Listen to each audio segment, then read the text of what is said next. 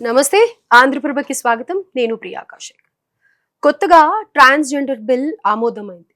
అయితే దీంట్లో హక్కుల కంటే కూడా ఆమ్, ఆంక్షలే ఎక్కువ ఉన్నాయి అని చెప్పేసి వాయిస్ వినిపిస్తోంది. అయితే ఎందుకని బాధపడుతూ ఉన్నారు? ఏంటి ట్రాన్స్జెండర్ బిల్ హక్కులు వాళ్ళ హక్కులే కదా, ఎందుకని ఫీల్ అవుతున్నారు? దీని గురించే పూర్తి వివరాలు తెలుసుకుందాం. ప్రస్తుతం మనతో పాటు రచన గారు ఉన్నారు, వారి మాటలు విందాం. హలో రచన గారు, నమస్తే. నమస్తే. ఎలా ఉన్నారు? ఈ క్వశ్చన్ బాగున్నానని అడగాల అడగొద్దో చెప్పలేను. తెలియదు నాకు, బట్ స్టిల్. బాగున్నానని చెప్పలేను కూడా. రైట్. సో ఏంటి 2019లో పాస్ చేసిన బిల్కి ఇప్పటికి డిఫరెన్స్ ఏంటి? ఎందుకని మీరు ఇంత బాధపడడానికి గల కారణాలు? కోర్స్ అది నాకు తెలుసు, బట్ స్టిల్ చూసే ప్రేక్షకులకు కానీ ట్రాన్స్జెండర్స్కి కానీ పూర్తి వివరంగా తెలియాలి అంటే, ఒక కామన్ పర్సన్కి తెలియాలి అంటే మీ మాటల్లోనే మీరు చెప్తే ఇంకా బాగా కన్వే అవుతుంది. అంటే 2019లో ఒక బిల్ ఏదైతే పాస్ అయిందో దానికన్నా ముందు 2014 2014లో సుప్రీం కోర్ట్ ఆఫ్ ఇండియా ఒక జడ్జిమెంట్ ఇచ్చింది. చాలా సార్లు మనం చాలా ఇంటర్వ్యూస్‌లో కూడా దాన్ని గురించి డీటెయిల్‌గా మనం డిస్కస్ చేసాం. అందులో ముఖ్యమైన ప్రిన్సిపల్ ఏంటంటే సుప్రీం కోర్ట్ ఆఫ్ ఇండియా అన్నది సెల్ఫ్ ఐడెంటిటీ. అంటే ప్రతి ఒక్క ట్రాన్స్‌జెండర్ వ్యక్తి వారు ట్రాన్స్‌జెండర్ అని వారు మాత్రమే గుర్తుంచుకోవాలి. అంటే వేరే ఎవరు కూడా వారిని పలానా వాళ్ళు ట్రాన్స్‌జెండర్ అని చెప్పడానికి లేదు. ఎవరైతే ట్రాన్స్‌జెండర్ ఉన్నారో వారంతట వారే చెప్తారు మేము ట్రాన్స్‌జెండర్ అని. అలా గవర్నమెంట్ డాక్యుమెంట్ తీసుకోవాలి. అలానే వాళ్ళకి కావాల్సిన వెల్ఫేర్ గానీ, వాళ్ళకి కావాల్సిన బ్యాక్వర్డ్ కమ్యూనిటీ రిజర్వేషన్ గానీ ఇవన్నీ ఇవ్వాలని సుప్రీం కోర్ట్ ఒక 12 ఇన్‌స్ట్రక్షన్స్ ఇచ్చింది. ఈ 12 ఇన్‌స్ట్రక్షన్‌లో ఉన్న ఈ ఫస్ట్ ఇన్‌స్ట్రక్షన్ ఏదైతే ఉందో సెల్ఫ్ ఐడెంటిటీ అనేది, దీన్ని పూర్తిగా తుడిచిపెట్టేలాగా ఈ ఏదైతే కొత్తది 2026 ఇది బిల్ ఉందో ఇది చేస్తుందనమాట. అంటే 2019 గవర్నమెంట్ ఆఫ్ ఇండియా చట్టం తెచ్చే కన్నా ముందు అది 2016లో బిల్లు రూపంలో వచ్చింది. వచ్చినప్పుడు మేము అబ్జెక్షన్స్ రేజ్ చేసాము. ఏంటంటే ఎందుకంటే 2016 బిల్లులో ఇలాంటి అబ్జెక్షన్స్ సేమ్ పెట్టడం జరిగింది, ఆంక్షలు పెట్టడం జరిగింది. క్లారిటీ లేదు ఆ బిల్లులో కూడా. సుప్రీంకోర్టు జడ్జిమెంట్ని ఫాలో అవ్వలేదు ఆ బిల్లుని డ్రాఫ్ట్ చేయడంలో. ఉదాహరణకి 2016 బిల్లులో ఏదైతే డెఫినేషన్ పార్ట్ ఉందో అందులో ఇంటర్సెక్స్ అంటే సెక్స్ అనేది బాడీలీ వచ్చింది కదా. ఆడపిల్లలు మగపిల్లలు ఏ అంగంతో పుడతారో లేదా ఇంటర్సెక్స్ పిల్లలు వాళ్ళని ఆడ మగ ఇంటర్సెక్స్ పిల్లలు అని అంటారు. అది అందులోని ఇంటర్సెక్స్ ఏదైతే ఉందో వాళ్ళు మాత్రమే ట్రాన్స్జెండర్ అనే డెఫినేషన్ 2016లో తీసుకొచ్చారు బిల్లులో. అప్పుడు మేము అబ్జెక్షన్ చెప్పామన్నమాట. అంటే సెక్స్ అనేది వేరు, జెండర్ అనేది వేరు. సెక్స్ పుట్టుకతో వచ్చేది, జెండర్ సమాజం ఇచ్చేది. సో ట్రాన్స్జెండర్ అనే వ్యక్తులు సమాజంలో అటు ఆడవాళ్ళగా పుట్టి మగవాళ్ళగా ఫీల్ అయ్యే వాళ్ళు ఉన్నారు, మగవాళ్ళగా పుట్టి ఆడవాళ్ళగా ఫీల్ అయ్యి ఉన్నారు. సో అది అంటే బ్రెయిన్లో జరిగే ఇది ప్రక్రియ, ఆ గుర్తింపు అనేది బాడీకి సంబంధించింది కాదు. సో కాబట్టి మీరు మమ్మల్ని ఇంటర్సెక్స్ వాళ్ళు మాత్రమే ట్రాన్స్జెండర్లు అంటే మగపిల్లగా ఆడకు పుట్టిన పిల్లలు ఎవరు ట్రాన్స్జెండర్లు కారు ఇప్పుడు. సో దాన్ని మార్చడం జరిగింది. చాలా పోరాటం దాని వెనక చేయాల్సి వచ్చింది 2016 నుంచి 2019 వరకు. చాలా ధర్నాలు చేశాము, ప్రొటెస్టులు చేశాము, గవర్నమెంట్కి ఎంపీలు అందరికీ లేఖలు రాసాము. ఆ తర్వాత స్టాండింగ్ కమిటీకి పంపారు ఆ బిల్లుని 2016లో. వాళ్ళ సొంత గవర్నమెంట్ ఎంపీలు కూడా అన్నారు ఈ బిల్లుని మార్చాలని. అది మారింది. 2019లో ఒక చట్టం వచ్చింది సమగ్రంగా. ఆ తర్వాత 2020లో దానికి సంబంధించిన రూల్స్ కూడా వచ్చినాయి. 2019 చట్టంలో చాలా విపులీకరంగా హిజ్రా, ట్రాన్స్జెండర్, కిన్నర్, ట్రాన్స్ మ్యాన్, జెండర్ క్వీర్ వీళ్ళందరూ కూడా ట్రాన్స్జెండర్గా పరిగణించబడతారు అని డెఫినేషన్లో పెట్టడం జరిగింది. డెఫినేషన్లో పెట్టడమే కాకుండా గుర్తుంచుకునే పద్ధతిని రూల్స్లో 220లో చేయటం జరిగింది. ఎవరైతే ట్రాన్స్జెండర్ వ్యక్తి ఉన్నారో వాళ్ళు ఒక డిక్లరేషన్ నోటరీ చేయించుకొని, నేను పలానా వ్యక్తి, నా పాత పేరు ఇది, నా పాత జెండర్ ఇది, ఇప్పుడు నన్ను నేను ట్రాన్స్జెండర్ వ్యక్తిగా గుర్తుంచుకుంటున్నానని చెప్పి సెల్ఫ్గా ఒక నోటరీ ఇచ్చి గవర్నమెంట్ వెబ్సైట్లో అప్లోడ్ చేస్తే నాకు సర్టిఫికేట్ వచ్చేది, ఐడెంటిటీ కార్డు వచ్చేది. ఇది ప్రొసీజర్ ఉంది. ఈ ప్రొసీజర్ని 2019 నుంచి 2026 వరకు అంటే అంటే ఏమి మార్పులు కమ్యూనిటీలో చూశారని, ఏమి అంత అంటే వెల్ఫేర్ను వచ్చిందని లేదా ఏమి దీనికన్నా బెటర్గా ఇంకేమవుద్దని ఆశించి వితిన్ 1 వీక్లో ఒక బిల్ తీసుకొచ్చి 13వ తారీఖు ప్రవేశపెట్టారు doctor Virendra Singh, minister of social justice empowerment. దాన్ని 24వ తేదీలో లోక్సభలో ఆమోదించారు, 25వ తారీఖు రాజ్యసభలో ఆమోదించేశారు. సో ఇది అంటే ఇంత త్వరగా బిల్లు తేవాల్సిన అవసరం ఏంటి? ఇంత దేర్ ఆర్ మెనీ త్వరగా అదర్ ప్రాబ్లమ్స్. చాలా ఇష్యూస్ ఉన్నాయి ఇంకా. అవన్నీ వదిలిపెట్టి ఈ బిల్లునే ఎందుకు యాక్సెప్ట్ చేసేలాగా, అది కూడా ఏకగ్రీవంగా వాళ్ళ నంబర్స్ ఉన్నాయి కాబట్టి, అటు ప్రతిపక్షం వాళ్ళు, ఇంకా వేరే వాళ్ళందరూ కూడా మొత్తుకుంటా ఉన్నారు. ఈ బిల్లులో చాలా మార్పులు చేయాలి. ఇది దీనివల్ల మంచి కన్నా చెడే ఎక్కువ జరుగుతది. అంటే ఒక మెడికల్ బోర్డ్‌ని తీసుకొచ్చారు. ఆ మెడికల్ బోర్డు ఇప్పుడు దాకా తెచ్చుకున్న వాళ్ళ సర్టిఫికేట్ వాళ్ళు, ప్లస్ ఇక ముందు ఒకవేళ జెండర్ చేంజ్ చేసుకోవాలనుకునే వాళ్ళు ఆ మెడికల్ బోర్డు ముందుకు వెళ్ళి హ్మ్. వాళ్ళని ప్రూవ్ చేసుకొని ట్రాన్స్‌జెండర్స్ అని చెప్పి, ఆ తర్వాత వాళ్ళు సర్టిఫికేట్ ఇచ్చాక కలెక్టర్ దగ్గరికి వెళ్ళాలి. అంటే ఒక స్టెప్ ఎక్కువ చేశారు. ప్రాసెస్‌లో ఒక స్టెప్ ఎక్కువ చేశారు. సో, బిల్లులో క్లుప్తంగా చెప్తాను ఏంటి అంటే, డెఫినిషన్ పార్ట్ మార్చేశారు. నాల్సాలో ఉన్న సెల్ఫ్ ఐడెంటిటీని పూర్తిగా తొలగించేశారు. సో, ఇది ఫస్ట్ స్టార్టింగ్‌లోనే చూడటానికి హిజ్రా, కిన్నర్, అరవాణి ఇలాంటి కల్చరల్ గ్రూప్స్ ఉంటాయి అని స్టార్ట్ చేస్తా, ఇంటర్సెక్స్ వాళ్ళు కూడా ఉంటారు దీనిలో, వాళ్ళే ట్రాన్స్‌జెండర్ అని చెప్తా, కింద వెంటనే ఎక్స్‌ప్లనేషన్‌లో ఏం చెప్తా ఉన్నారు అంటే, ఎవరైతే సర్జరీలు చేయించుకున్నారో, హార్మోన్స్ వాడతారో, వాళ్ళు ట్రాన్స్‌జెండర్‌గా ఒక ఫోర్స్‌ఫుల్‌గా ప్రకటించాలనుకుంటారు. అంటే వాళ్ళని వాళ్ళు ప్రకటించాలనుకుంటారు. అలాగే లెస్బియన్, గే, బైసెక్షువల్ వీళ్ళెవరు కూడా ట్రాన్స్‌జెండర్ కాదు అని కింద ఎక్స్‌ప్లనేషన్‌లో చెప్పడం అంటే జరిగింది. ఇంతకు ముందు దాంట్లో ఎల్‌జిబిటిక్యూ కూడా యాడ్ అయ్యుంది. లేదు. లేదు. అసలు ఓకే. ఎల్‌జిబి యాడ్ ఎప్పుడు యాడ్ కాలేదు. యాడ్ కాలేదు. 2014 జడ్జిమెంట్ వచ్చాక కూడా సుప్రీం కోర్టు అదే గవర్నమెంట్ అడిగింది కూడా ఎక్స్‌ప్లనేషన్. ఓకేనా? అంటే ఇందులో లెస్బియన్, గే, బైసెక్షువల్ కూడా ఉంటారంటే, అది ఎప్పుడు అడిగింది? 2014 జడ్జిమెంట్ వస్తే 17లో అడిగింది. 17లో అడిగితే సుప్రీం కోర్ట్ ఏమందంటే, మీకు 2 సంవత్సరాల వరకు మీరు ఇంప్లిమెంటేషనే చేయలేదు. బట్ ఇప్పుడు గవర్నమెంట్ దగ్గరికి వస్తున్నారు, ఇందులో లెస్బియన్, గే, బైసెక్షువల్ ఉన్నారా అని 2016లో అడిగి, అప్పుడు సుప్రీం కోర్ట్ చివాట్లు పెట్టింది. మీరు ఫస్ట్ ఇంప్లిమెంట్ చేయండి జడ్జిమెంట్‌ని. ఇందులో లెస్బియన్, గే, బైసెక్షువల్ రారు అని క్లారిఫై ఇచ్చింది.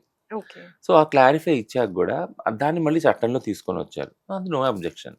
అది పెట్టండి. అది సెక్షువల్ ఓరియంటేషన్ కాబట్టి అది డిఫరెంట్. కానీ ఈ యాంబిగ్యూయస్ డెఫినిషన్ ఏదైతే ఉందో, ఈ డెఫినిషన్‌లోనే భాగంలోనే చాలా ప్రాబ్లమ్ ఉంది. అంటే ఫస్ట్ స్టార్టింగ్‌లోనే హిజ్రా, కిన్నర్, అరవాణి వీళ్ళందరూ ఉంటున్నారని చెప్తానే, కింద వాళ్ళంతట వాళ్ళు ట్రాన్స్‌జెండర్‌గా ప్రకటించాలనుకున్నా, చూపించాలనుకున్నా, లేదా సర్జరీలు చేయించుకున్నా, కాస్ట్రేషన్ చేయించుకున్నా, యోనక్స్ అనే ఒక పదాన్ని వాడేదాన్ని. ఇలాంటి వాళ్ళెవరు కారు అని చెప్తా ఉన్నారు. అంటే అంటే మరి దీనివల్ల వచ్చిన ప్రాబ్లమ్ ఏంటి? నాకు అంటే దీనివల్ల మామూలుగా మాకు చూడటానికి మీకు న్యాయం జరగదు కదా! అలాంటప్పుడు ఫోర్స్‌ఫుల్‌గా ఎంతోమంది వాళ్ళది వాళ్ళు మార్చుకునేది మనం చూస్తూనే ఉన్నాం ఇప్పుడు సొసైటీలో. డబ్బు కోసం అయ్యుండొచ్చు. ఇంకా ఇతరితర రీజన్స్ వాళ్ళకి సంబంధించి ఏవో ఉంటాయి. సో, మీకప్పుడు న్యాయమే కదా అది. ఈ డెఫినిషన్‌లో government want to play with the definition. మీకు అర్థం కావట్లా. ఓకే. టెక్నికాలిటీస్. అంటే హిజ్రా, అరవాని వీళ్ళందరూ ఏదైతే ఉన్నారో కల్చరల్ గ్రూప్స్, ఇప్పటికి కూడా గవర్నమెంట్ సెక్టర్‌లో ఫ్రీ సర్జరీస్ లేవు. ఓహ్! ఓకే. వీళ్ళందరూ వెళ్లి కాస్ట్రేషన్, ఇమాస్కులేషన్ చేసుకున్న వాళ్ళే. హ్మ్. మా ముందు తరాల వాళ్ళు కొన్ని వందల ఏళ్ల నుంచి మాకు సర్జరీస్ లేవు, హెల్త్ కేర్ లేదు కాబట్టి వాళ్ళందరూ కాస్ట్రేషన్ చేయించుకున్న వాళ్ళు, ఇమాస్కులేషన్ చేయించుకున్న వాళ్ళు, హార్మోన్స్ యథావిధిగా ఏ డాక్టర్ లేకుండా వాళ్ళకి తోచింది తినేవాళ్ళు వీళ్ళందరూ ఉన్నారు. సో, వీళ్ళందరినీ కూడా కింద భాగంలో అదే టార్గెట్ చేస్తున్నారు. అంటే ఏంటంటే, ఓకే. వాళ్ళు కాస్ట్రేషన్ చేసుకున్నా, ఇమాస్కులేషన్ చేసుకున్నా, వాళ్ళంతట వాళ్ళు ఎళ్లి ఒకవేళ బలవంతంగా గాని, బలవంతం లేకున్నా గాని, అంటే ఆ లాంగ్వేజ్ చూడండి. బలవంతంగా ఉన్నా, బలవంతం లేకున్నా వాళ్ళంతట వాళ్ళు ప్రకటించుకున్నా ట్రాన్స్‌జెండర్ అని వాళ్ళు ట్రాన్స్‌జెండర్ కాదు అంటున్నారు. అంటే పైనున్న వాళ్ళు కూడా ఈ డెఫినిషన్‌లో రారు యాక్చువల్‌గా. టెక్నికల్‌గా చూస్తే హిజ్రా, అరవాని ఏదైతే కిన్నర్ అన్నారో, వాళ్ళలో ఇమాస్కులేషన్ చేసుకున్న వాళ్ళు కూడా రారు కదా! మరింకా ఎందుకు ఇది? అదే. అంటే ఆ యాంబిగ్విటీ ఎందుకు? అంటే ఎవరినన్నా గాని ఏ ట్రాన్స్ వ్యక్తినన్నా పట్టుకొని, ఒకవేళ నేను ట్రాన్సిషన్ అయిపోయాను ఆల్రెడీ, నేను ఇమాస్కులేషన్ చేసుకున్నాను అంటే, అయినా నువ్వు కాదు అనే అవకాశాన్ని అందులో పెట్టేశారు. అర్థమైందా? సో, అప్పుడు వ్యక్తులు టార్గెట్ అవుతారు యాక్చువల్‌గా ట్రాన్స్‌జెండర్ వ్యక్తులు. వాళ్ళెవరైతే మెడికల్ బోర్డ్ త్రూ వెళ్ళి ఆ సర్టిఫికేట్ తీసుకుంటారో, వాళ్ళు మాత్రమే ట్రాన్స్‌జెండర్ వ్యక్తులుగా, అది మెడికల్ బోర్డ్ దగ్గరికి వెళ్ళాక మళ్ళీ కలెక్టర్ దగ్గరికి వెళ్ళాలి. ఆ మెడికల్ బోర్డ్ ఇచ్చిన సర్టిఫికేట్‌ని కలెక్టర్ సర్టిఫై చేయాలి. ఓకే. ఇదొక పెద్ద బ్యూరోక్రాటిక్ ప్రాసెస్. 2019, 20లో చట్టం వచ్చాక ఏదైతే ప్రాసెస్ నేను చెప్పానో, అది గానికి ఒక సంవత్సరం, 2 సంవత్సరాలు పడుతుంది ఇప్పుడు యాక్చువల్‌గా. అంటే ఆ అప్లికేషన్స్ పైలప్ అయిపోయి కలెక్టరేట్‌లో ఓకే గాక, ఇప్పుడు ఒక స్టెప్ ఎక్కువ చేయడం వల్ల ఇంకా డిస్కరేజ్ చేయడం అవుతుంది ట్రాన్స్జెండర్ వ్యక్తులకి అనమాట. ప్లస్ ఇంకోటి ఏంటంటే మెడికల్ బోర్డు వద్దని ఫస్ట్ నుంచి చెప్తా ఉన్నాను. మెడికల్ బోర్డు వద్దు, మా బాడీ స్క్రీనింగ్ వద్దు. ఎందుకంటే సుప్రీంకోర్టే చెప్పింది కదా సెల్ఫ్ ఐడెంటిటీ అని. సుప్రీంకోర్టు సెల్ఫ్ ఐడెంటిటీ ప్రిన్సిపల్ చెప్తానే ఇంక 2 విషయాలు ఏం చెప్పిందంటే సర్జరీ అవసరం లేదు ట్రాన్స్జెండర్ వ్యక్తిగా పరిగణించడానికి. ఒకవేళ ఎవరైనా నువ్వు సర్జరీ చేసుకోలేదు కాబట్టి నువ్వు ట్రాన్స్జెండర్ కాదు అని అంటే అది చట్టరీత్యా నేరం. ఓకే. సో ఏ ట్రాన్స్జెండర్ వ్యక్తి కూడా ఒక వాళ్ళ మీద ఒక బరువు ఉండకూడదు. ఏంటంటే నేను ట్రాన్సిషన్ అంటే నేను సర్జరీ చేసుకోలేదు కదా, నేను ట్రాన్స్జెండర్ కాదన్న బరువు ఉండకూడదు. ఎందుకంటే సర్జరీ అనేది చాలా వ్యయ ప్రయాసతో కూడుకున్నది, మెడికల్ ప్రొసీజర్స్తో కూడుకున్నది. కాబట్టి ట్రాన్స్జెండర్ అనే ఒక ఐడెంటిటీ సెల్ఫ్గా రావాలి. నేను నా బ్రెయిన్లో ఫీల్ అవుతున్నాను ట్రాన్స్జెండర్గా, నా బాడీ ఏ పార్ట్స్తో పుట్టినా కానీ, నా సెక్స్ ఏదైనా కానీ. ఈ క్లారిటీ సుప్రీంకోర్టు ఇచ్చింది. ఈ క్లారిటీని, ఈ ప్రిన్సిపల్ని మొత్తానికి తొంగలో తొక్కుతూ ఛిద్రం చేసుకుంటా ఈ బిల్లుని తీసుకురావడం జరిగింది. ఓకే. మరి ఇప్పటిదాకా 2019 వరకు కానీ, ఇప్పటి వరకు కానీ ఉన్న వాళ్ళు, ఇలా మార్చుకున్న వాళ్ళు, వాళ్ళందరి పరిస్థితి ఏంటి? వాళ్ళందరూ కూడా మళ్ళీ మెడికల్ బోర్డు దగ్గర వెళ్ళాలి. సో మెడికల్ బోర్డు దగ్గర అత్యంత దుఃఖకరమైన పరిస్థితి అంటే, దీని గురించి నిన్న రాజ్యసభలో రేణుకా చౌదరి గారు వీళ్ళందరూ కూడా డిస్కస్ చేస్తున్నప్పుడు, అడుగుతున్నప్పుడు తిరుచి శివ నిజంగా నాకు కళ్ళ ముందు నీళ్ళు వచ్చేసినాయి. అంటే మేము ఎందుకు డాక్టర్ల ముందు వెళ్ళి నగ్నంగా మా శరీరాల్ని చూపించాలి వాళ్ళకి? అంటే కేవలం మేము ట్రాన్స్జెండర్స్ అని ప్రూవ్ చేసుకోవడానికి. అది ఒక ఆడవాళ్ళని మగవాళ్ళని అలా చేయమంటే చేస్తారా? చేయరు కదా. మరి మాకెందుకు? అంటే మాకు ఈ రాజ్యాంగం లేదా? మాకు అంటే సమానత్వం లేదా? మాకు ఆ స్వేచ్ఛ లేదా? వీఆర్ లెస్ సిటిజన్సా? వీఆర్ లెస్ హ్యూమన్సా? ఎంత డిగ్నిటీని అంటే మొత్తం కాలరాసే ఒక ప్రాసెస్ ఇది యాక్చువల్గా. We don't want to. మేము వెళ్ళటం మాకు ఇష్టం లేదు, మా బాడీలు చూపించడం ఇష్టం లేదు. ఇప్పుడు మీరు చూసే ఉంటారు తెలంగాణలో చాలా మటుకు, చాలా అంటే మా వాళ్ళు హిజ్రా వాళ్ళు వెళ్ళటం, దుకాణాల ముందు చీరలు ఎత్తటం, నగ్నంగా అవ్వటం, ఇదొకటి అయినప్పుడు మా వాళ్ళని మేము అందరం కూర్చోపెట్టి ప్రెస్ మీట్లు చేసి మీకు ఇలా చేయడం తప్పు, ఇది సంప్రదాయం కాదని మేము కూర్చోపెట్టి మేము చెప్పుకున్నాం. మా పిల్లలకి చేస్తున్నాం, వాళ్ళు వింటున్నారు, మారుతున్నారు. అట్లాంటి ప్రాసెస్లో మీరు అంటే ఎవరో తెలియని వ్యక్తి ముందు వెళ్ళి బట్టలు ఇప్పి చూపించమంటే ఎలా చూపిస్తారు? రైట్. అయితే ఎగ్జాక్ట్లీ ఇప్పుడు నేను అదే అనుకుంటున్నాను. ఒక మగాడిని నువ్వు మగాడివని ప్రూవ్ చేసుకో అని అనలేము, ఆడవాళ్ళని నువ్వు ఆడపిల్లవని చెప్పేసి సర్టిఫికెట్ చూపించు అనలేము. అలాంటిది మీ వరకు ఇలాంటివి రావడం చాలా బాధగా అనిపిస్తుంది. అట్ ద సేమ్ టైం చేంజెస్తో పాటు పనిష్మెంట్స్ కూడా ఉన్నాయి అని అంటున్నారు కదా, ఏంటి ఆ పనిష్మెంట్స్? ఇంతకుముందు ఒకటే ఒక పనిష్మెంట్ ఉండేది. అంటే చట్టం 2019లో ట్రాన్స్జెండర్ వ్యక్తులతోటి వివక్షత చేయకూడదని ఉంది. చాలా చోట్ల వివక్షత చేయకూడదని చెప్పారు. ఎక్కడ హెల్త్ కేర్ ఇచ్చేటప్పుడు, అంటే క్లినిక్కి ఎక్కడైనా హాస్పిటల్కి వెళ్ళినప్పుడు వాళ్ళతో వివక్షత చేయకూడదు. ఎడ్యుకేషనల్ ఇన్స్టిట్యూషన్స్లో, స్కూల్స్లో, యూనివర్సిటీలో వివక్షత చేయకూడదు. ఉద్యోగాలు ఇచ్చే చోట వివక్షత చేయకూడదు. పబ్లిక్ ప్లేసెస్లో వివక్షత చేయకూడదు. ఇట్లా కొన్ని రాశారు అందులో. కానీ అందులో కూడా వివక్షతని డిఫైన్ చేయలేదు. Discrimination is not defined over there. Like for example SC ST atrocity act ఉంది, అందులో డిస్క్రిమినేషన్ క్లియర్గా డిఫైన్ చేశారు. ఒక స్లర్ అన్నా కానీ, ఆ కమ్యూనిటీ సంబంధించిన వాళ్ళే ఆ కమ్యూనిటీ వాళ్ళని అన్నా కానీ, so there is a define clear definition and also the incidents of the definitions, like ఎక్కడైతే ఎలాగైతే అవుతుందో డిస్క్రిమినేషన్ అనేది డిఫైన్ చేయడం జరిగింది. ట్రాన్స్జెండర్కి సంబంధించిన ఒక చట్టాన్ని తీసుకొచ్చి అందులో ట్రాన్స్జెండర్స్కి ఇలాంటి వివక్షత జరుగుతుందని డిఫైన్ చేయకపోవడం అదొక ల్యాక్యూనే కదా, అదొక లేమి ఆ చట్టంలో. దాన్ని మనం ఛాలెంజ్ చేసాం యాక్చువల్గా. ఇప్పుడు సుప్రీంకోర్టులో 2019 చట్టాన్ని నేను పబ్లిక్ ఇంట్రెస్ట్ లిటిగేషన్ చేశాను సుప్రీంకోర్టులో. బట్ అది ఇంకా నడుస్తుంది సుప్రీంకోర్టులో, అది డిఫైన్ చేయలేదు. బట్ కానీ ఇందులో అందులో శిక్ష పెట్టింది ఏంటంటే 2019లో ఒకవేళ వీళ్ళతోటి ఎటువంటి ఇలాంటి వివక్షతలు చేసినా కానీ 6 నెలల నుంచి 2 సంవత్సరాల వరకు శిక్ష అని పెట్టింది. ఇదే కాకుండా ఏ వైలెన్స్ చేసినా, వాళ్ళతోటి సెక్షువల్ హెరాస్మెంట్ చేసినా కానీ. బట్ ఆడవాళ్ళకి మీరు చూడండి, ఆడవాళ్ళకి మినిమం 7 years ఉంది, 7 to 9 years మినిమం ఉంది, మ్యాక్సిమం ఇంకా చాలా ఉంది, లైఫ్ ఇంప్రిజన్మెంట్ ఉంది. అంటే సెక్షువల్ హెరాస్మెంట్ వచ్చేటప్పటికి ఆడవాళ్ళకి ఒక రకం చట్టం, ట్రాన్స్ వాళ్ళకి ఒక రకం చట్టం. అంటే మీరు ఏమని ఒక సిగ్నల్ ఇస్తున్నారు సమాజానికి? అంటే మీరు ఆడవాళ్ళ జోలికెళ్తే పెద్ద పెద్ద శిక్షలున్నాయి. దాని బదులు మీరు ట్రాన్స్ వాళ్ళ దగ్గరికెళ్ళండి. ట్రాన్స్ ఆడవాళ్ళు ఉన్నారు కదా ఇక్కడ. వీళ్ళు అవైలబుల్‌గా ఉన్నారని ఒక సిగ్నల్ ఇస్తున్నారా మీరు? మీకు తక్కువ శిక్షలు పడతాయి ఇక్కడ అని. అంతే కదా! అప్పటి ఇండైరెక్ట్ నుంచి మెసేజ్. ఇండైరెక్ట్ మెసేజ్ ఇస్తున్నారు. అప్పటి నుంచి మేము కొట్లాడాం. లేదు మాకు గూడా సమానమైన శిక్షలే ఉండాలి. మమ్మల్ని గూడా మేము గూడా రేపుకి గురవుతాము. మాకు సెక్షువల్ హెరాస్మెంట్ జరుగుద్ది. డొమెస్టిక్ వయలెన్స్ జరుగుద్ది. రీసెంట్‌గా లాస్ట్ ఇయర్ అంతకుముందు ఇయర్ చూసాం కదా! అదే. హ్మ్. సెక్షువల్ హెరాస్మెంట్ వర్కింగ్ ప్లేస్ అవుద్ది. ఇవన్నీ మాకు జరుగుతాయి. మాకు గూడా అలాంటివి పెట్టమని అప్పటి నుంచి ఇంకా మొత్తుకున్నాం. ఎక్కువ జరుగుతుందనే ఎక్కువ చెప్పాలి. జరుగుతాయని కానీ ఈ చట్టంలో దానికి చాలా డిఫరెంట్‌గా 4 రకాల శిక్షలు తీసుకొచ్చారు. ఏంటి అనంటే ఇప్పుడు అంటే ఆహ్, నేను ఈ విషయం చెప్పాలి. 2016లో బిల్లు తీసుకొచ్చినప్పుడు భిక్షాటనని క్రిమినలైజ్ చేయమని ఒక క్లాజ్ పెట్టారు. హ్మ్. హ్మ్. ఎవరైనా భిక్షాటన చేసినా, లేదా భిక్షాటన చేయమని పంపించినా ఎవరినన్నా గానీ 2 సంవత్సరాలు. 6 నెలల నుంచి 2 సంవత్సరాలు. సో, మేము పోరాడి, పోరాడి దాన్ని తీపిచ్చాం. ఎందుకంటే 2014లో సుప్రీంకోర్టు జడ్జిమెంట్ వచ్చాక మీరు మాకేమి ఇవ్వలేదు. హ్మ్. ఉద్యోగాలు హ్మ్. ఇవ్వలేదు, ఎడ్యుకేషన్‌లో రిజర్వేషన్ ఇవ్వలేదు, ఏమి ఇవ్వలేదు. మేము భిక్షాటన చేసుకొని బతుకుతా ఉన్నాం. ఇళ్ళలో నుంచి బయటకొచ్చి. అదొక్కటే జీవనాధారం. దాన్ని గూడా మీరు క్రిమినలైజ్ చేస్తే ఉన్నది గూడా తీసుకుంటే మేమెక్కడికి పోవాలి? హ్మ్. హ్మ్. మమ్మల్ని అందరిని జైల్‌లో పెడతారు మీరు తర్వాత తీసుకొనెళ్ళి. అన్నప్పుడు అది మార్చారు. అది తీసేసారు ఆ క్లాజ్. కానీ అదే క్లాజ్‌ని ఇంకా పటిష్టం చేసుకుంటూ ఈ బిల్లులో వివిధ రకాల శిక్షలు పెట్టేశారనమాట. ఏంటి అనంటే అంటే ఈ ఈ పనిష్మెంట్స్ క్లాజ్ ప్రకారము ఒకవేళ హిజ్రా వ్యవస్థలో ఉంటే ఖచ్చితంగా హిజ్రా వ్యవస్థలో ఉంటే వాళ్ళు పనిషబులే. హ్మ్. హ్మ్. ఎట్లా అంటే ఎవరినైనా చేరదీసిన 18 ఏళ్ళు పైబడిన వాళ్ళని ఎవరినైనా చేరదీసి వాళ్ళకి సర్జరీలు వాళ్ళ సమ్మతంతో చేసిన, సమ్మతం లేకుండా చేసి వాళ్ళకి సపోర్ట్ చేసిన, లేదా వాళ్ళకి సహాయం చేసిన ట్రాన్స్‌జెండర్‌గా వాళ్ళని వ్యక్తీకరించుకోవడానికి. అంటే ఇప్పుడు నేను నా ఇంట్లో నా తల్లిదండ్రుల ఎగ్జాక్ట్‌లీ. ముందు చీర కట్టుకోలేను ఫర్ ఎగ్జాంపుల్. నేను హిజ్రా వ్యవస్థలో ఒక గురువు దగ్గరికొస్తాను.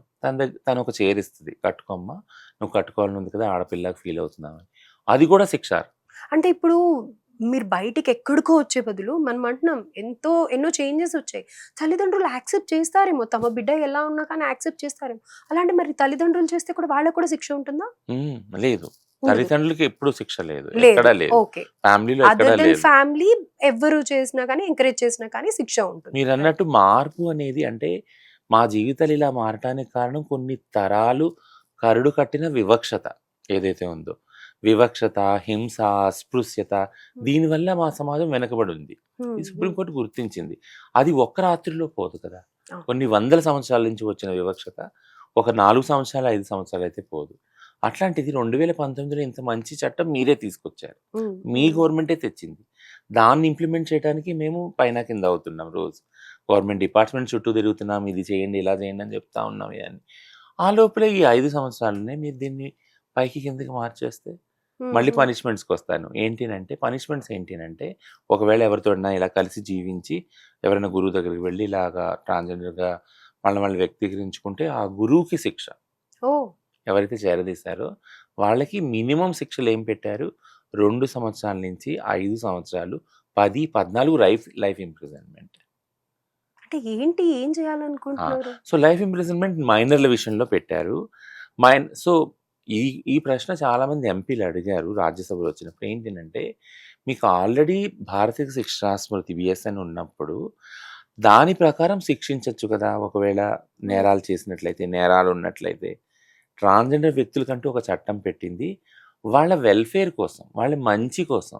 అందులో పనిష్మెంట్స్‌ని తీవ్రతరం చేయడం వల్ల ఆ కమ్యూనిటీ టార్గెట్ అవుతుంది. హ్మ్. హ్మ్. పర్టిక్యులర్‌గా టార్గెట్ అవుతుంది. అవును. సో, ఆ కమ్యూనిటీలో ఉండే ఫ్యాబ్రిక్ ఏదైతే ఉంటో ఇప్పుడు ఆహ్, ఆడవాళ్ళు ఇప్పుడు పెళ్ళయ్యి పుట్టింటి నుంచి అత్తింటికొచ్చాక, అక్కడ తనకంటూ కొంతమంది ఒక ఎన్వైర్న్‌మెంట్, ఒక కమ్యూనిటీని ఏర్పరచుకుంటారు.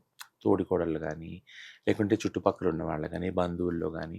ఎందుకంటే ఆ పుట్టింటిది వాళ్ళు ఆ సపోర్ట్ సిస్టమ్ కోల్పోతారు గాబట్టి. హ్మ్. ఇక్కడ ఒక సపోర్ట్ సిస్టమ్ ఏర్పరచుకుంటారు చాలా కష్టం మీద. ఓకేనా? అట్లాంటిదే సేము మేము ట్రాన్స్ మైండ్‌లో ఎవరైతే ఉన్నామో, ఇంట్లో మాకు దొరకని ప్రేమ, ఏదైతే కేరు ఇదంతా ఉందో మేము హిజ్రా సిస్టమ్‌లో వచ్చాక ఒక గురువు కింద చూసుకుంటాం మేము. హ్మ్. ఆ గురువు మంచి చెడులు చెప్తది, చేరదీస్తది. ఇలా కాదు ఇలా ఉండాలని చెప్తది. మంచి చెడు ఇవన్నీ చూసుకుంటది. ఆరోగ్యం బాగోకపోతే కేర్ తీసుకుంటది ఇవన్నీ కూడా. సో, అట్లాంటి ఒక వ్యవస్థని మీరు టార్గెట్ చేసినప్పుడు ఇప్పుడు ఇంట్లోనూ తల్లిదండ్రులు పెట్టుకోరు. ఇక్కడ వ్యవస్థ వస్తే దీన్ని క్రిమినలైజ్ చేశారు. మనం ఎక్కడికి వెళ్ళాలి? మేము ఉమ్, ఎలా బ్రతకాలి? భిక్షాటన మొత్తం మీరు క్రిమినలైజ్ చేసేసారు కదా! ఇప్పుడు ఒక గురువు కింద ఉండటమే మీరు తప్పు, నేరం అంటున్నారు. నా సమ్మతితోటి సమ్మతం లేకుండా ట్రాన్సిషన్ అయినా తప్పు, నేరం అంటున్నారు. సో ఇప్పుడు ఒక ట్రాన్స్జెండర్ వ్యక్తి ఇప్పుడు కొత్తగా ఒకవేళ ఎవరైనా బయటికి రావాలనుకున్నా నేను ట్రాన్స్ అని వాళ్ళు వెళ్ళి మెడికల్ బోర్డు ముందు ఫ్రెష్ అప్లికేషన్ పెట్టారు. దీనివల్ల నెగటివ్ ఇంపాక్ట్ ఏముంటుంది అని నెగిటివ్ ఇంపాక్ట్ ఏంటి అంటే మొత్తం హిజ్రా కమ్యూనిటీ అంతా క్రిమినలైజ్ అయిపోతుంది. మీరు చూసుకుంటే ఇది కానీ ప్రెసిడెంట్ సైన్ తీసుకొని ఇది కానీ ఇంప్లిమెంటేషన్లో వచ్చిందంటే ఖచ్చితంగా ఎవరైతే భిక్షాటన కానీ ఇంకోటి కానీ వృత్తులు ఉన్నారు, పరంపర వృత్తులు ఉన్నారో వాళ్ళని పట్టుకొని వాళ్ళ గురువు దాకా వెళ్తారు. సో దిస్ ఈజ్ ఆల్ అంటే వెట్టి చాకరీ విధానంగా దీన్ని చూపిస్తున్నారు యాక్చువల్గా. సరే వాళ్ళన్నట్టే ఇది మా మంచి కోసమే అంటున్నారు. ఇందులో చాలా అంటే లొసుగులు ఉన్నాయి. చిన్నపిల్లల్ని తీసుకొచ్చి కిడ్నాప్ చేసి బలవంతంగా సర్జరీలు చేపిస్తున్నారండి. సరే ఇవన్నీ ఉన్నప్పుడు మీ సిస్టమ్ ఉంది కదా, క్రిమినల్ జస్టిస్ సిస్టమ్ ఉంది కదా, అట్లా చిన్నపిల్లల్ని తీసుకొచ్చి లేదా వేరే వ్యక్తులను బలవంతంగా తీసుకొచ్చి సర్జరీలు చేసినప్పుడు ఖచ్చితంగా ఆ వ్యవస్థ కింద మీరు క్రిమినలైజ్ చేయొచ్చు కదా, కేసులు పెట్టచ్చు కదా. ఒకవేళ ఎవరైనా ఫేక్గా అంటే నేను ట్రాన్స్జెండర్ వ్యక్తి అని ఫేక్గా ఒకవేళ ఎవరైనా పెళ్ళైన వాళ్ళు ఎవరైనా వాళ్ళు ఒకటే ప్రకటించుకున్నా త్రూ నోటరీ, అది ఫాల్స్ నోటరీ, వాళ్ళ మీద కేసు పెట్టచ్చు కదా. So there are laws which can be like punish people who are fake, who are wrong, who are criminals కదా. సో ఒక సముదాయం గురించి మీరు ఒక చట్టం చేస్తున్నారు అంటే ఆ సముదాయం యొక్క రక్షణ కోసం, సేఫ్టీ కోసం, వాళ్ళ వెల్ఫేర్ కోసం ఆ చట్టం ఉంటుంది కానీ వాళ్ళని రీక్రిమినలైజ్ చేయడం కోసం ఆ చట్టం ఉంటుంది. This is against the principles of constitutional morality కదా. రాజ్యాంగ విరుద్ధమైనది ఇది యాక్చువల్లీ. ఎందుకంటే నాల్సా జడ్జిమెంట్లో క్లియర్గా సుప్రీంకోర్టు చెప్పింది ఏంటంటే మిగిలిన ఆడవాళ్ళు మగవాళ్ళు ఎవరైతే ఉన్నారో సమాజంలో వాళ్ళతో సమానంగా స్వేచ్ఛ అలానే సమానత్వం ట్రాన్స్జెండర్ వ్యక్తులకి ఉంది, కానీ గవర్నమెంట్ దాన్ని పట్టించుకోవట్లేదు అని చెప్పడం. ఏదన్నా ఒక్కటి మంచి విషయం ఉందా ఇప్పుడు పాస్ చేసిన బిల్లు? నాకైతే ఏం కనిపించలేదు. ఏవీ లేదు నాకైతే ఏం అస్సలు. కనిపించలేదు. ఎందుకంటే దాని స్వరూపమే మార్చేశారు కదా. అంటే ఇంతకు ముందు ఉన్న చట్టం స్వరూపమే మార్చేశారు. వాళ్ళు తెచ్చిన చట్టాన్ని వాళ్ళు మార్చేశారు. పైగా నాల్సా జడ్జిమెంట్లో ఏదైతే చెప్పిందో సుప్రీంకోర్టు ఆ ఇన్స్ట్రక్షన్స్ అన్నీ కూడా పక్కన పెట్టేశారు. సో ఇది ఎవరికి మంచి చేస్తుందో నాకైతే ఏం చెప్తున్నారు ఇప్పుడు మీ కమ్యూనిటీ వాళ్ళకి? మీరు ఏం చెప్పాలనుకుంటున్నారు? ఒకటే అంటే ఇది చాలా పెద్ద పొలిటికల్ మూవ్. ఇది అంటే రాబోయే కాలం చాలా కష్టంగా ఉంది, చాలా ట్రబుల్గా, చాలా ప్రమాదంగా కూడా ఉంది. సో ఇది ఈ టైంలో మనందరం యునైట్గా ఉండాలి, ఐకమత్యంగా ఉండాలి, భయపడకూడదు. ఎందుకంటే భయం ఎలాగూ లేదు. ఎందుకంటే ఇల్లు వదిలి తల్లిదండ్రులను వదిలి అంత రోడ్డు మీదకి వచ్చి ధైర్యంగా జీవించడం మనకి ఇది అలవాటైపోయింది. ఈ ఛాలెంజ్ ఏదైతే ఉందో ఈ సమాజం మనల్ని ఎప్పుడు ఛాలెంజ్ చేస్తూనే ఉంది. ఇక ముందు ఇంకొన్ని ఎక్కువ ఛాలెంజ్లు ఫేస్ చేస్తాం మనం, అంతే పోలీస్ నుంచి కానీ సిస్టమ్ నుంచి కానీ. బట్ అది కూడా అలవాటైపోద్ది మెల్లమెల్లగా. బట్ ఈ టైంలో మీరు సర్ది చెప్పుకుంటున్నారా మీ కమ్యూనిటీకి? ఒక ధైర్యం ఒక ధైర్యం ఇవ్వాలి కదా.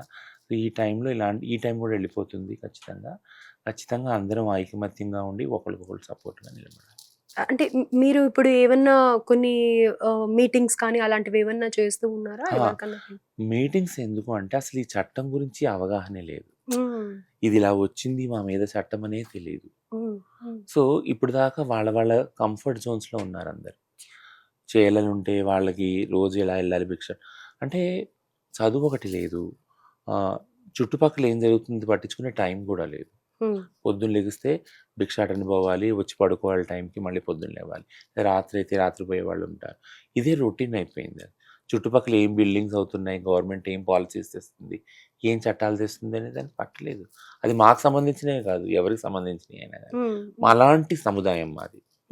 ప్రతి నిమిషం కూడా engage, busy busy busy busy life. అట్లాంటి వాళ్ళకి సంబంధించిన ఒక చట్టం వచ్చిందని కూడా తెలియదు, ఇన్ని మార్పులు వచ్చినాయని కూడా తెలియదు. ఇప్పుడు వాళ్ళకి ఎక్స్ప్లెయిన్ చేయాల్సి వస్తుంది, ఇలా చేయటం తప్పు. ఇలా ఖచ్చితంగా ప్రతిరోజు ప్రతి గంట కూడా ఎప్పటి నుంచి అయితే 13వ తారీఖు ఈ బిల్ని ప్రవేశపెట్టారో ఆ రోజు నుంచి స్టేట్ వైడ్గా, నేషనల్ వైడ్గా ప్రతి 2 గంటలకు ఒక ఆన్లైన్ మీటింగ్. ఇప్పుడు మీరు నార్త్ లో చూస్తే ఇది ఇంకా ఎక్కువగా ఉంటుంది. మనం ట్రైన్స్ లో కానీ లేకపోతే బయట కానీ చూస్తే ఇంకా ఎక్కువగా ఉంటుంది. మరి వాళ్ళ నుంచి మీకేమన్నా కాల్స్ రావడం కానీ, లేకపోతే మీరు వాళ్ళతో మాట్లాడడం కానీ ఏమైనా జరిగిందా? ఈ చట్టం వల్ల ఎవరు సేఫ్ కాదు. హ్మ్. నార్త్, ఈస్ట్, సౌత్, వెస్ట్ ఎవ్వరు సేఫ్ కాదు.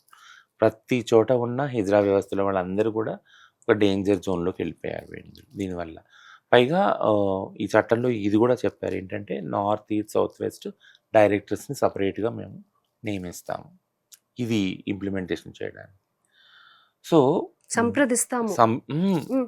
నియుక్తపరుస్తాం. అంటే ఓకే. వాళ్ళని అపాయింట్ చేస్తాం అపాయింట్ వాళ్ళని. చేస్తామన్నారు. Okay. So that this law is implemented successfully. హుహుహు. సో, చాలా దూరంలో నాకేమనిపిస్తుందంటే కనుచూపు మేరలో this is all going to be like as an anti trafficking implementation project. హుహుహు. ఎందుకంటే వీళ్ళు ఆ దృష్టితోనే ఈ కమ్యూనిటీని చూస్తాం. ఏమై ఉండొచ్చంటారు సడన్ డెసిషన్ ఇలా they bill are pass many political they can be many political reasons behind this. అంటే ఇంతమంది చెప్తున్నా కూడా కమ్యూనిటీ మమ్మల్ని సంప్రదించమని చెప్తున్నా కూడా ఇర్రెస్పెక్టివ్ ఆఫ్ లైక్ అందరిది కూడా పక్కన పెట్టేసి వాళ్ళు ఈ జిద్దుతోటి మొండితనంతోటి దీన్ని ముందుకు తీసుకురావటం. మళ్ళీ ఈ బిల్ పాస్ చేస్తే 1, 2 ఎగ్జాంపుల్స్ చెప్తున్నారు మంత్రి ఏంటంటే ఎక్కడో ఢిల్లీలో ఒక చోట ఒక చిన్న పిల్లాడిని తీసుకెళ్ళి బలవంతంగా సర్జరీ చేసి ఇలాంటివి కూడా జరుగుతూ ఉన్నాయి. కరెక్ట్. అంటే నేరాలు ప్రతి కమ్యూనిటీలో జరుగుతాయి. ఇప్పుడు చిన్న పిల్లల్ని, పసి పిల్లల్ని రేప్ చేసే మగాళ్ళున్నారు. అవునా? సో, మరి మగవాళ్ళందరినీ క్రిమినలైజ్ చేయాలి కదా! ఈ మగవాళ్ళందరినీ మెడికల్ బోర్డ్స్‌కి పంపండి. హ్మ్. ఎందుకు అంత సెక్షువల్ ఇన్‌స్టిగేషన్స్ ఉన్నాయో, మెడికల్ బోర్డ్‌కి పంపించేస్తే ఎవరికి ఎక్కువున్నాయో వాళ్ళని జైలుకి పంపించొచ్చు కదా! మరి మగవాళ్ళ మీద చేయాలి కదా! అదెందుకు చేయట్లేదు? హ్మ్. రేపులు తక్కువవుతాయి కదా! ఈ ఆక్రమణలన్నీ తక్కువవుతాయి కదా! అక్రమాలన్నీ. సో, కానీ ట్రాన్స్‌జెండర్ వ్యక్తులు ఎవరికైతే పవర్ లేదో, నెగోషియేషన్ పవర్ లేదు కదా మాకు. నెగోషియేషన్ చేసే పవర్ కూడా లేదు. ఎందుకంటే మా వాళ్ళు అసెంబ్లీలో లేరు, పార్లమెంట్‌లో లేరు, బ్యూరోక్రాట్స్‌లో లేరు. చదువుకున్న వాళ్ళే తక్కువ. పాపులేషన్‌లో కూడా తక్కువ. హ్మ్. 0.04%. సో, ఎందుకు చేసింది అనేది గవర్నమెంట్‌కే తెలియాలి. దీని వెనకున్న పాలిటిక్స్ ఏంటో గవర్నమెంట్‌కే తెలియాలి. బట్ ఎఫెక్ట్ అయింది, ఇంపాక్ట్ అయిందైతే మొత్తం మా సమాజం. ఇందులో ఎవ్వరు కూడా సేఫ్‌గా ఇప్పుడు ఉండరు. నైదర్ హిజ్రా, ట్రాన్స్, అరవాణి, నోపిమాన్బి, కోతి ఎవరైతే ఉన్నారో అందరూ ఎవరు సేఫ్ కాదు. వీళ్ళందరూ ఏంటి? ఈ కేటగరీస్ ఏంటి? సో, ఇందులో 2, 3 కేటగరీస్ చెప్పారు డెఫినిషన్‌లో. కొత్త ఆ! డెఫినిషన్‌లో. కిన్నెర అనేదో మేము కొత్తగా వింటున్నాం. అదేంటి మరి? హిజ్రాలు ఎవరైతే ఉన్నారో ఇప్పుడు కిన్నెర అఖాడా అని హ్మ్. డాక్టర్ లక్ష్మీనారాయణ ఆచార్య మహామండలేశ్వర్ లక్ష్మీనారాయణ త్రిపాఠి గారు స్టార్ట్ చేశారు కిన్నెర అఖాడా అని. హ్మ్. ఆమె ఏమంటున్నారంటే హిందూకి సంబంధించిన హిజ్రాలు కూడా ఉన్నారు, ట్రాన్స్ ఉమెన్లు ఉన్నారు, వాళ్ళు కిన్నెర్లు అని చెప్తాను. హుహు. That's okay. అది కల్చరల్ ఐడెంటిటీ. హిజ్రా ఎలా కల్చరల్ ఐడెంటిటీనో అది కూడా ఒక కల్చరల్ ఐడెంటిటీ. అలాగే జోక్తా దేవుడు వస్తారు కదా, హ్మ్. హ్మ్. ఎల్లమ్మని హ్మ్. పూజిస్తారు వాళ్ళు ఒక కమ్యూనిటీ. జోగినీస్ అంటారు. జోగిని అని పెట్టలేదు, మళ్ళీ హ్మ్. జోక్తా అనే పెట్టారు. జోక్తా అంటారు. జోక్తా అని పెట్టారు. సారీ. హ్మ్. జోక్తా, అరవాణి అంటే హ్మ్. డీఎంకే పార్టీ ఉన్నప్పుడు కరుణానిధి గారు అరవాణి అని ఒక పేరు తీసుకొచ్చారు. అది కూడా తమిళనాడులో ట్రాన్స్‌జెండర్‌లు డిజోన్ చేశారు దాన్ని. ఇప్పుడు వాళ్ళు తిరునంగై అని పిలుస్తున్నారు. హుహు. ఎందుకంటే అరవాణి అంటే అరవణ్ అన్న దేవుడిని పెళ్లి చేసుకున్న వాళ్ళు అరవాణి అంటారు. హ్మ్. సో, దేవుడిని పెళ్లి చేసుకొని మర్నాడు వెంటనే విధవ అయిపోతారు వాళ్ళు. హుహుహు. మహాభారతంలో కథ ప్రకారం అరవణ్ చనిపోయినాక వాళ్ళందరూ విధవలైపోతారన్నమాట. ఓకే. శ్రీకృష్ణుడు మోహిని అవతారం వేసి అరవణ్ణి పెళ్లి చేసుకుంటారు. సో, హుహు. అది ఒక పౌరాణిక గాథ ఉంది. దాని ప్రకారం. సో, వాళ్ళేమంటున్నారు, మాకది వద్దు ఐడెంటిటీ. తిరునంగై అంటే రెస్పెక్టబుల్ విమెన్. అది మేము పెట్టుకుంటామనేసి తిరునంగై, ట్రాన్స్ మెన్ అయితే తిరునంబి. హుహుహు. ఇలా అని పెట్టుకున్నాం. సో, ఇంకొకటి ముఖ్యమైన పాయింట్ నేను చెప్పేదేంటంటే, ఈ డెఫినిషన్‌లోంచి డెఫినిషన్ గురించి డిస్కస్ చేస్తున్నాం కాబట్టి హిజ్రా, కిన్నర్, జోక్తా, అరవాణి ఈ 4 కల్చరల్ ఐడెంటిటీస్ మాత్రమే. ప్లస్ ఇంటర్సెక్స్ ఈ ఐడెంటిటీస్. యూనక్స్ అనే ఒక చెడ్డ పదాన్ని వాడారు. హ్మ్. యూనక్స్ అంటే బిబ్లికల్, అది కొలోనియల్ పదం అనమాట. యూనక్స్ అంటే ఎవరంటే బలవంతంగా అంతకుముందు రాజులు ఉన్నప్పుడు, మొఘల్స్ గాని, బ్రిటిష్ వాళ్ళు ఉన్నప్పుడు ఒక రాజు ఒక రాజ్యాన్ని జయించినప్పుడు అందులో ఉన్న యంగ్ బాయ్స్ ఉంటారు కదా, హుహు. వాళ్ళందరూ మళ్ళీ ఒక సైన్యంగా ఏర్పడి తిరుగుబాటు చేస్తారేమోనని బలవంతంగా వాళ్ళని క్యాస్ట్రేషన్ చేసేవారు. ఓహ్! వాళ్ళని యూనక్స్ అనేవారు. హుహు. సో, ఆ యూనక్స్ అనే పదాన్ని మళ్ళీ ఇక్కడ వాడతాను. అది బిబ్లికల్ పదం. అది వద్దని మేము చెప్తా ఉన్నాం. హ్మ్. మన దగ్గర హైదరాబాద్ యూనక్స్ యాక్ట్ అని ఒకటి ఉండేది. హుహు. మన తెలంగాణ ఫార్మ్ అవ్వకముందు. అది తెలంగాణ ఫార్మ్ అయ్యాక ఆన్ పేపర్స్ వస్తే దాన్ని ఛాలెంజ్ చేసి క్వాష్ చేపిచ్చాం దాన్ని యాక్చువల్లీ. అంటే ఓకే. అది యూజ్ చేయకూడదు అని. అది చాలా డిగ్రేడబుల్ అని. సో, అట్లాంటిది మళ్ళీ ఆ పదాన్ని మళ్ళీ తీసుకొని వస్తా ఉన్నారు. హ్మ్. ఇదంతా ఒక ఎత్తైతే ట్రాన్స్ మ్యాన్ అనేవాళ్ళు ఉన్నారు. హ్మ్. ఎవరైతే ఆడవాళ్ళుగా పుట్టి వాళ్ళు మానసికంగా మగవాళ్ళు అనుకుంటున్నారు. మాలాగా మేము ట్రాన్స్ మైండ్. అలాగే వాళ్ళు మా ఆపోజిట్లో వాళ్ళు ట్రాన్స్ మైండ్ ఉన్నారు. వాళ్ళని పూర్తిగా తొలగించేశారు. ఎందుకని అలాగా? ఓకే. పూర్తిగా డెఫినేషన్‌లోనే లేదు. మన దగ్గర తెలంగాణలో ఆల్మోస్ట్ ఆల్ 50 మంది ట్రాఫిక్ అసిస్టెంట్‌లో సగం మంది ట్రాన్స్ మైండ్ ఉన్నారు.